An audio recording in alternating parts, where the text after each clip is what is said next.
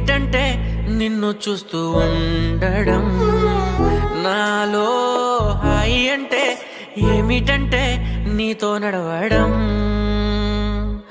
నాలో భారం అంటే ఏమిటంటే నువ్వు లేకపోవడం, నాలో మరణమంటే ఏమిటంటే నిన్ను మరవడం.